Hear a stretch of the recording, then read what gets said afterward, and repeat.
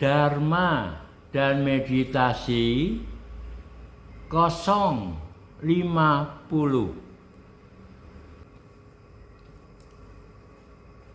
Seringkali kita melihat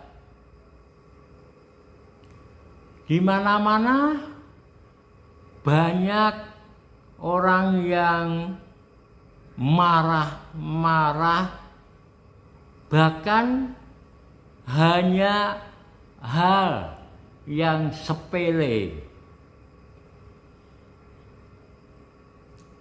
Makan di sebuah resto, menunggu cukup lama, pesanan yang sudah diterima belum keluar.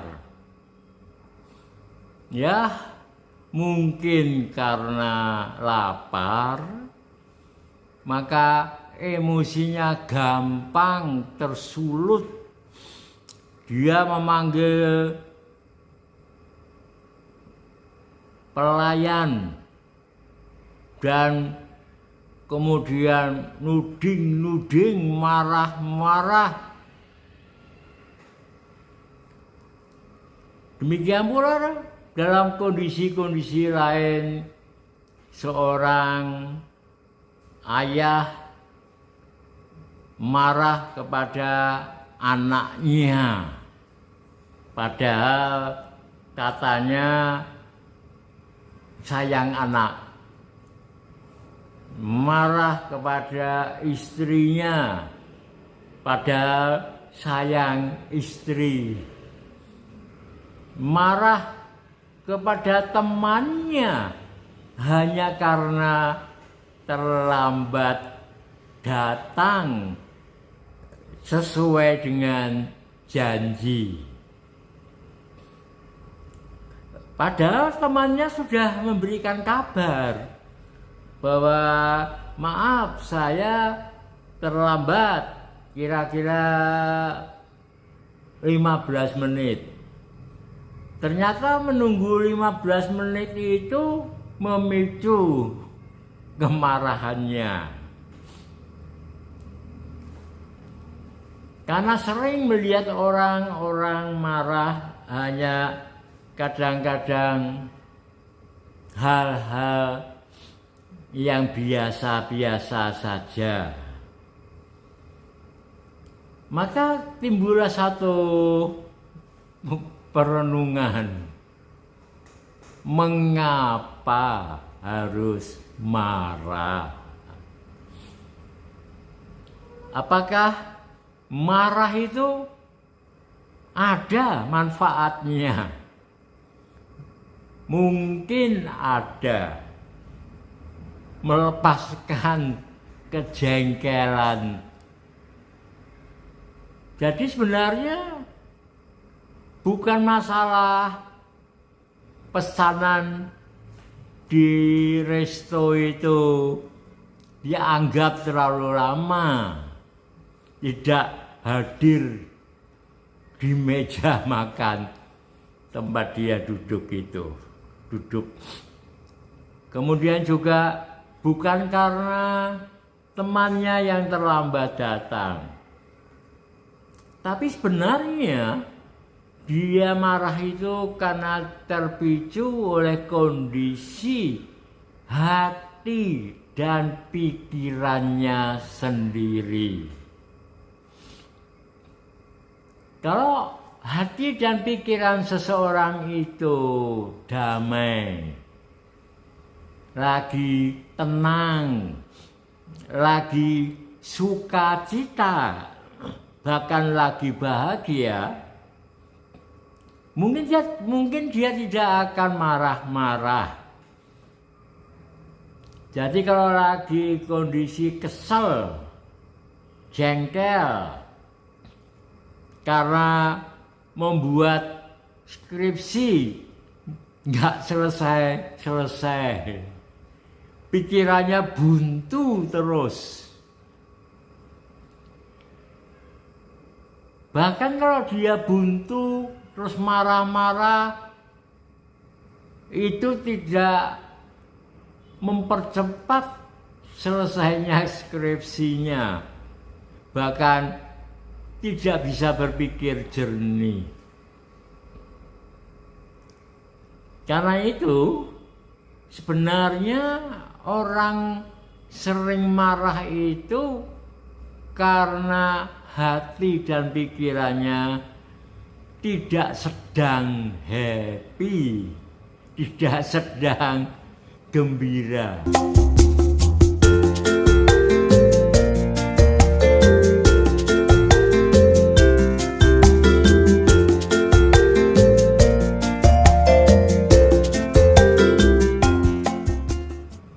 Memahami pemicu timbulnya marah itu alangkah baiknya kalau kita setiap saat selalu dapat menjaga pikiran kita dan emosi kita. Kalau kita bisa tetap setiap saat tenang, tentram, damai, enjoy, bisa sukacita, bahkan kalau bisa bahagia setiap saat, pasti emosi, perasaan itu akan tenang, sejuk, damai, dan kemarahan itu tidak akan terpicu. Ini yang seringkali tidak disadari. Orang seringkali hanya melihat keluar terus, menyalahkan yang di luar terus. Karena itu belajar untuk melihat ke dalam, melihat kondisi pikiran dan kondisi emosi ini menjadi perlu, dan itu yang akan bisa membuat seseorang menjadi bijaksana. Dan bijaksana itu sebenarnya memang sulit bagi orang-orang yang tidak memahami. Ternyata bijaksana itu adalah satu kondisi yang berkembang seiring dengan kondisi sadar sepenuhnya. Karena itu kalau kita setiap saat bisa menjaga kesadaran kita, mengembangkan kesadaran, selalu sadar dan waspada setiap saat, maka kita tidak akan muncul kemarahan, emosi. Jadi mengembangkan eling dan waspada, sadar dan waspada setiap saat. Bagaimana kita bisa sadar dan waspada setiap saat? Memang ngomong itu gampang, tapi untuk bisa memasuki kenyataan bisa itu ternyata tidak mudah. Ada satu cara yang perlu dikembangkan, perlu dilatih, yaitu sadar sepenuhnya setiap saat pada apapun yang kita lakukan. sedang makan kita melakukan dengan sadar dan waspada. Waspada itu berarti mengerti dengan jelas apa yang kita lakukan. Jadi sedang makan itu proses sedang makan mulai persiapan saat sedang makan itu perlu menjadi perhatian, diamati. Jadi kalau mau makan itu kita sadar sepenuhnya saat membuka mungkin rice cooker, mulai menyendok mengambil nasi secukupnya, mungkin sekali mengambil atau 2 kali mengambil, meletakkan di piring, kemudian kita duduk di kursi menghadap meja makan, dan makanan yang tersedia itu kita mengambil beberapa macam atau mungkin hanya 1 macam, dilakukan dengan kesadaran penuh. Kesadaran penuh itu berarti kita menyadari prosesnya. Setelah nasi kita mengambil beberapa sayur mayur, lauk pauk, dan sudah menyediakan segelas air minum. Kemudian kita mulai action, makan. Nah, sedang makan proses itu juga kita sadari sepenuhnya. Mulai menatap nasi dan sayur mayur di piring di depan kita.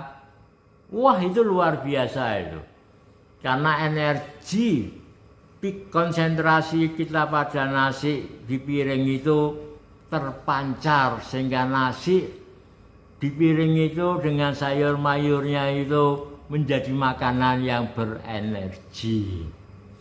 Kemudian mulai menyendok dan seterusnya, mulai mengunyah sampai lembut, mulai menelan, dan semua proses itu dilakukan dengan tenang, dengan sadar pada prosesnya.